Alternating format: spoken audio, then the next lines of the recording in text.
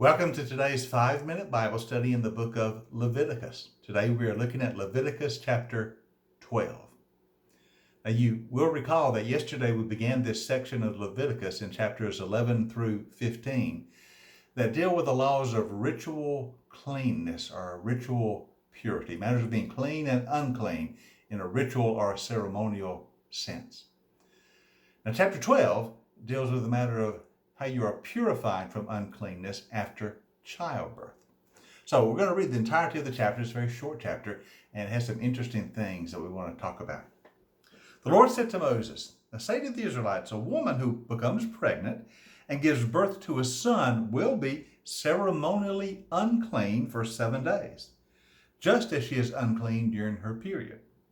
On the 8th day, the boy will be circumcised. Then the woman must wait 33 days to be purified from her bleeding.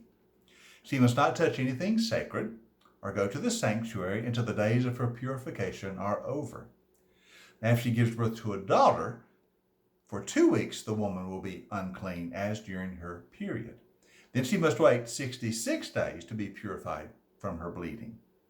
Now, when the days of her purification for a son or a daughter are over, she is to bring to the priest at the entrance to the tent of meeting a year-old lamb for a burnt offering and a young pigeon or a dove for a sin offering. He shall offer them before the Lord to make atonement for her, and then she will be ceremonially clean from her flow of blood. Now these are the regulations for the woman who gives birth to a boy or to a girl. But if she cannot afford a lamb, she is to bring 2 doves or 2 young pigeons, one for a burnt offering, the other for a sin offering. In this way, the priest will make atonement for her. She will be clean." Now, the law is clear that after childbirth, the mother is ritually unclean. Now, please understand, this is a matter of ritual cleanliness or ceremonial cleanliness. It has nothing to do with sin. This has absolutely nothing to do with sin. No sin has been committed.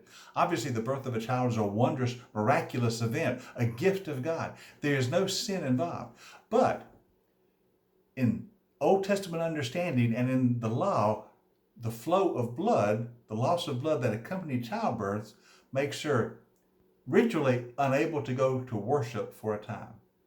And so when she goes for her purification, it is to be purified from the flow of blood, not from sin, but that natural occurrence of life, losing some blood during childbirth, makes her ritually unable to worship until purification occurs. So we need to understand, especially in this section we're dealing with, these laws of ritual cleanness and uncleanness, most of the time they have nothing at all to do with sin. We're not talking about anyone committing a sin. But we're talking about some of the natural occurrences of life, such as childbirth in this case, making someone ritually unable to worship for a short period of time. Now, I know you notice that there's a different amount of time when the child born is male as when the child born is female. You might ask, why is there a different amount of time? I don't know. The Bible says that more time will pass for the birth of a girl before purification can occur than for the birth of a boy. Why that is so, I have no idea. And all the commentaries I've read really gives no insight to me into why. It just simply is the way the law was stated.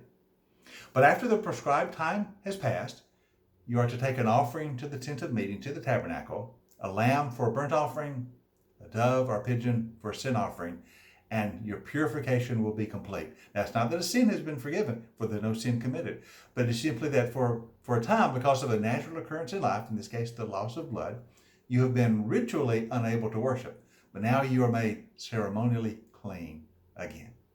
So a lot of these laws of cleanness and uncleanness in this section deal with natural processes of life that are not sins, but simply make you unable to worship for a small period of time. Now we see this law from Leviticus chapter 12 in the New Testament at the birth of Jesus, and that makes it very interesting for us. In Luke chapter 2, after Jesus is born, we are told that Joseph and Mary go to Jerusalem to the temple to offer the sacrifice for the purification of Mary after the birth of a son. So Luke chapter 2, verses 22 and following says, Now, when the time came for the purification rites required by the law of Moses, that's what we just read about in Luke 12, Joseph and Mary took Jesus to Jerusalem to present him before the Lord, as it is written in the law of the Lord. Every firstborn male is to be consecrated to the Lord, and to offer a sacrifice in keeping with what is said in the law of the Lord, a pair of doves or 2 young pigeons.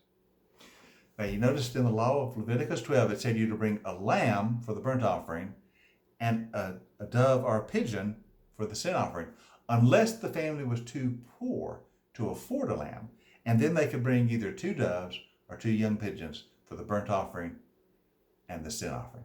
Notice Joseph and Mary bring 2 doves because they're too poor to afford a lamb. So we see something of the poverty of the Holy Family. That in giving the prescribed offerings, they had to walk the way of the poor because they do not have much in the way of financial means. But we do see them following the law of purification as laid out in Leviticus chapter 12.